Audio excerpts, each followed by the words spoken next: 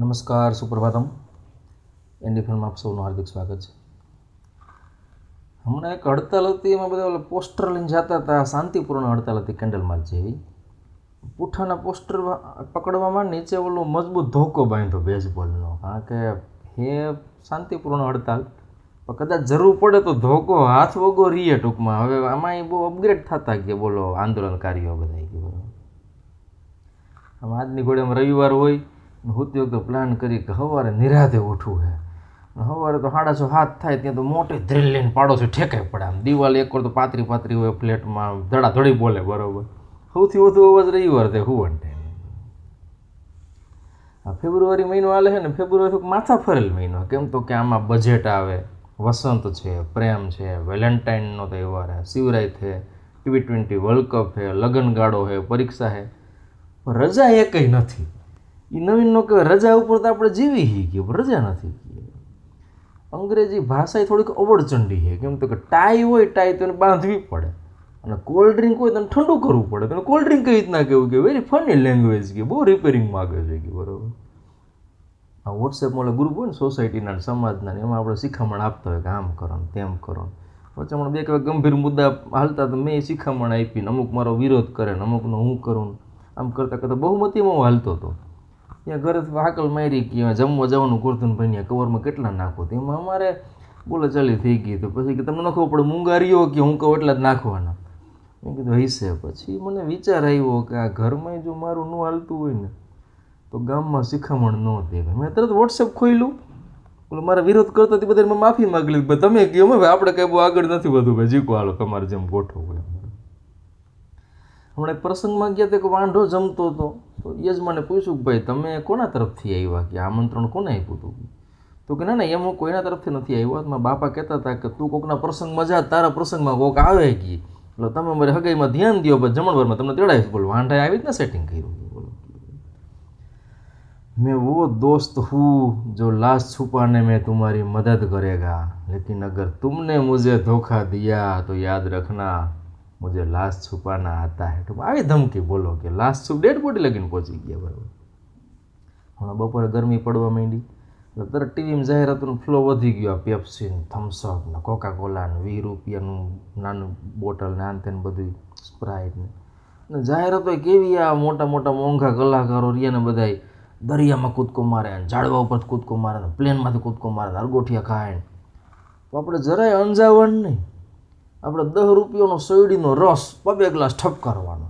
આપણે અંદરની ઇકોનોમી સારી રહીએ ને ખેડૂતોની મોજ રહીએ. બરાબર, બાકી થમ્સઅપ પેપ્સીને પૈસા ક્યાં જાય એ તો તમારે રાજીવ દીક્ષિતને સાંભળવા પડે. હમણાં કે સમાચારમાં આવતું હતું કે ગલગોટી યુનિવર્સિટી અહીંયા AI સમિટમાં ગપ્પા મારતી હતી ને બીજાનો ચાઇનાનો રોબોટ પોતાનો બતાવતી હતી. મેડમ એ બહુ ઉત્સાહી હતા. પછી તો બહુ સારો એવો ફજેતો થયો, પછી તો એને કાઢી મૂક્યા. તો EIથી નોકરી વહી જશે એવું બધા કહેતા હતા, પણ ઓલા મેડમની નોકરી સૌથી પહેલાં ગઈ. બોલો ગલગોટિયા. હવે આ નામ એવા ગલગોટિયા ભૂંભૂટિયા, મને એમ કે ખોટું નામ છે, સાચું નામ એવું છે. બોલો એક કાર્ટૂન એવું પાણીના ઊંચા ટાંકા ઉપર એક ગધેડો ઊભો હતો. તો લોકો બધા વિચારતા હતા કે આને હેઠે કઈ રીતના ઉતારશું. મેં કીધું પહેલાં એ વિચારો કે ઉપર ચડાવ્યો કેવી રીતના ગયો. ચૂંટણીમાં આવું જ લાગુ પડે ગયું. બરાબર, પતિ પત્ની બેઠા સોફા ઉપર, ત્યાં પત્નીને કંઈક વિચાર આવ્યો કે લાવો તો છાપો લાવો તો ગયે. તો મારા જેવો હોય છે દોઢો પતિ હોતો કે હવે છાપો શું હાલે, લેપટોપમાં જો નવા લેટેસ્ટ ન્યૂઝ આવતા હોય. તો મેં લેપટોપ આવ્યો, લેપટોપથી એનો ઓલો વાંધો માર્યો. એટલે શિખામણ એ છે કે જે મેડમ માગે નહીં દઈ દેવાનું છાપું, કે છાપવું આપણે લેપટોપ ન દેવા. ₹60 લેપટોપ તોડી નાખ્યું. બોલો વાંધા હાટું શું કરવાનું. એક ભાભલા જતા હતા બસમાં, સામેવાળા બીડી પીતા હતા, તો બીડીને તણખા ઉડ્યા, પવન એવો જાજવી ગયા, તો ભાભલાનો જભો આમ જરાક ભરી ગયો. તો એ ભાભલા કાંઈ ન બોલ્યા. તો ઓલાને પછી અમને એવું થયું કે બાપા ઘણા સહનશીલ, આપણે હજી આગળ જરાક એની વાત ચલાવીને માફી માગું એમ. તો કે બાપા તમારું ગામ કયું ગયે? ત્યાં તો બાપો ખારો થઈ ગયો. ગામ હરગાવ હોઈ ગયે, જભો હરગી ગયેલું કાંઈ નહીં ગયું. બરાબર, એક દી હું ગયો બજારમાં સૂટ સીવડાવવા, કાપડ લઈને. તો દરજીમાં આપીને કે કાપડ ટૂંકું પડશે કે ના પડી. તો હું કે આગલી શેરીમાં બીજા દરજી પાસે ગયો. તો એ કે 2 દી પછી લઈ જઈજો. સાચું કે 2 દી પછી ગયો તો મને હિસાબ કરતા હતા ના અંતે. ત્યાં તો મને સૂટ આપ્યું ને એવું જ સૂટ ટીણીઓ પહેરીને ફરતો હતો. પાછા ધોરણ વિશે હિસાબ પતાનો જૂના દરજી પાસે હું પાછો ગયો. મેં કીધું તું પેલા કાપડ ટૂંકું પડે એમ કહેતો હતો ને, જો મારું થઈ ગયું ને એનો જીનકો છોકરો પહેરીને ફરતો હતો. તો કે ફલાણો ને એનો છોકરો તો 5 વર્ષનો હોય, કે મારે 13 વર્ષનો હોય, એટલે મારે માપમાં ન મેળે આવે, એટલે મેં તમને ના પાડી. તો બરોબર કે બોલો દરજી આટલું પરફેક્ટ માપ લઈને છોકરાને હોતે ભેગું લઈ લઈએ. મોરબી મેં વળાંક પાસે ટ્રકની સાઈડ છકડો કાપતો હતો ને કંઈક બ્રેક મારી સીધો અરગોઠ્યું ખાઈને પોતે પડ્યો, રિક્ષા અરગોઠ્યું ખાઈ ગઈ. ન્યૂઝમાં આવ્યું તો નીચે કોઈ લખ્યું કે આમ જ થાય કે છકડામાં સીધું 2 જ ગેર આવે, પહેલો ને 5મો, કે એટલે ફાસ્ટ ભાગે બ્રેક ન લાગે કે બરાબર. મેં વાઈફને કીધું પગથિયે પાસે ચપલેક ઊંધું પડ્યું હતું, કીધું આ હવરું કર નાખ, ઘરમાં ડખા થાય. કીધું તો આવું તમને કોને કીધું? મેં કીધું મેં ઓલું જ્યોતિષ વિભાગમાં વાંચ્યું હતું કે ભાઈ ચપ્પલ ઊંધું હોય ને તો ઘરમાં પ્રોબ્લેમ વધે ને ડખા થાય. આવા ના યાર આવું તમે હજી માનો ને એમ કહીને ડખો થઈ ગયો. બોલે ત્યારે ને ત્યારે લાઈવ ડખો થઈ ગયો. બોલે એક જ સેકન્ડમાં કીધું ચપ્પલનું યોગ ભાઈ રહે. કીધું બરાબર.